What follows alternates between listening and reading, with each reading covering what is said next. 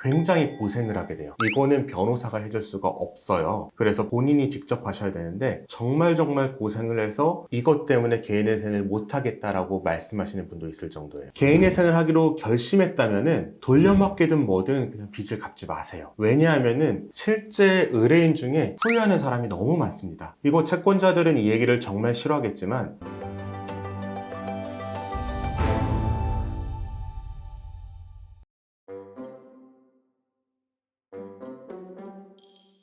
개인회생을 하면은 절대 하지 말아야 될 것들이 어떤 게 있을까요? 그리 많진 않은데 제가 4가지 정도를 꼽아봤어요. 왜 생각을 했냐면 개인회생에 대해서 정말 많이 알아보시고 제 유튜브 영상도 1년 넘게 보셨대요. 몇 년을 고민하시다가 드디어 개인회생을 신청하러 왔는데 아뿔싸 개인회생을 알아보는 동안 한 행동들 때문에 너무 고생하시게 돼서 제가 이 부분을 미리 구독자님들께 조금 알려야겠다라는 생각이 생겼습니다. 그래서 한번 말씀을 드릴게요. 첫 번째는 통장 빌려주지 마세요. 이 개인회생을 하는 분들은 대부분 환경이 어려운 분들인데 이분들의 공통점이 뭐냐면 가족들도 경제적으로 어려운 경우가 많아요. 그래서 가족 중에 특히 부모님이 통장을 빌려달라고 해서 빌려준 경우가 많습니다. 통장을 빌려준다는 게 무슨 의미죠? 그 종이 쪼가리를 갖고 있다고 해서 공인인증서를 제공해준다는 거죠. 통장을 개설하고 그 통장을 부모님이 자유롭게 사용할 수 있게 공인인증서와 비밀번호도 전달을 해주는 겁니다. 계좌를 빌려준다는 거죠. 그렇죠. 그리고 카드도 만들어주고요. 제가 봤던 가장 당황스러웠던 케이스는 부모님이 기초연금을 받기 위해서는 소득이 적어야 돼요. 그래서 부모님 통장으로 부수입을 받지 않고 자녀의 통장을 빌려서 거기에 부수입을 받은 겁니다. 부모님은 실제 소득보다 적게 정부에 신고가 되니까 기초연금을 받을 수가 있겠죠. 그런데 이 통장에 있는 돈이 자녀가 개인회생을 할 때 장애물이 된 거예요. 왜 장애물이 되느냐? 일단 내 명의에 있는 통장의 돈은 다 내 돈으로 보거든요. 그 돈이 현재 남아있다면 그것은 청산가치에 들어가야 돼요. 가족한테 빌려줬다고 해서 안 들어가지 않아요. 왜냐하면은 채권자들 입장에서 보면 채권자는 언제든지 그 통장을 압류해서 돈을 가져갈 수 있거든요. 이게 내 부모님이 썼던 통장이라고 항변을 하더라도 법적 장애가 없어요. 개인회생을 하게 되면은 이 통장에 있는 재산은 청산가치로 보기 때문에 통장을 빌려준 자녀가 개인회생을 할 때 그만큼 변제금이 올라갈 수밖에 없습니다. 그래서 통장은 빌려주지 마시라, 이것을 말씀을 드립니다. 소명도 안 되나요? 통장에 돈이 있으면 소명도 안 돼요. 근데 통장에 있는 돈을 썼다면은 어떻게든 소명을 볼 여지가 있어요. 이미 그 돈이 없고 내가 쓴 게 아니라 부모님이 쓴 거고, 이런 부분을 잘 소명하면 그 부분은 될 수도 있고 안 될 수도 있습니다.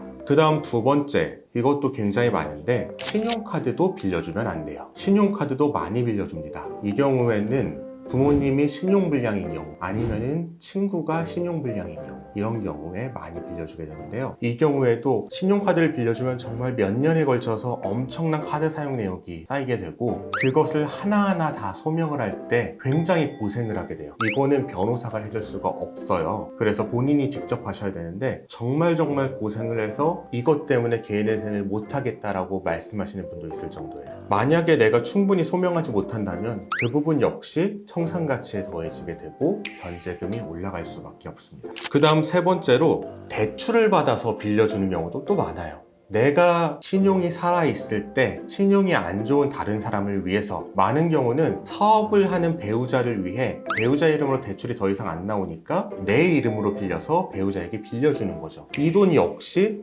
100% 청산가치에 들어갑니다. 왜냐하면 배우자로부터 내가 받을 돈이 있다고 보이기 때문에 청산가치에 들어가기도 하고, 배우자에게 증여를 했다고 하면은 부인권 행사 대상이 돼서 그 역시 청산가치에 들어갑니다. 이런 경우에 청산가치에 안 들어가는 것을 피하는 유일한 방법은 배우자가 파산 또는 개인회생을 하고 본인도 개인회생을 하는 거예요. 이런 경우에는 부인권을 행사해도 배우자로부터 돌려받을 금액이 없다는 것이 명백하니까 이런 경우에는 청산가치에 들어갈 리가 없습니다. 실제로 이렇게 해서 부부가 개인회생을 하는 경우도 굉장히 많아요. 많이들 빌려주네요.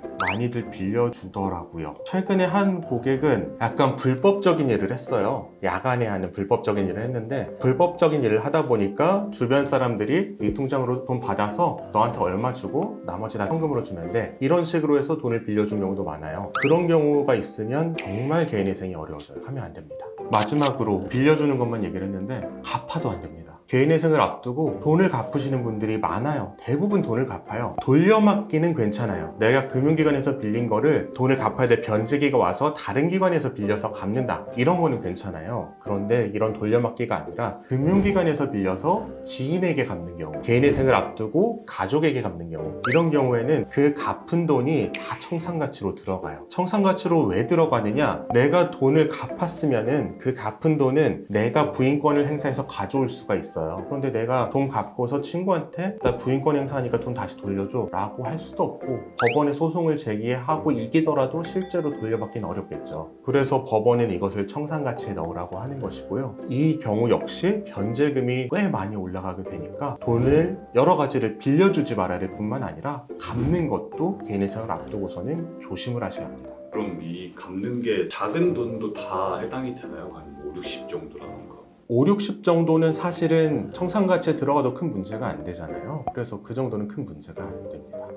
마지막으로 제일 중요한 게 생각났어요. 개인의 생을 하기로 결심했다면은 돌려막기든 뭐든 그냥 빚을 갚지 마세요. 왜냐하면은 실제 의뢰인 중에 후회하는 사람이 너무 많습니다. 이거 채권자들은 이 얘기를 정말 싫어하겠지만 그동안 열심히 이자를 갚았으면은 한 달 안 갚는다고 채권자 입장에선 큰 차이가 안 나요. 그런데 채무자 입장에서는 개인의 생을 일단 들어가게 되면 변호사 선임료 낼 돈도 없고 법원 행정비용 낼 돈도 없는데, 그렇게 되면은 내가 며칠 전에 몇 주 전에 갚은 그 돈이 꼭 생각이 납니다. 이거는 정말 많이들 후회하세요. 그러니까 이 부분은 마음이 불편하더라도 본인이 개인의 생을 해서 성공하는 것이 채권자들에게도 더 유리한 것이다 라는 생각을 하시고, 개인의 생을 마음 먹으셨으면 돈을 갚지 않으시길 저는 조언을 드립니다.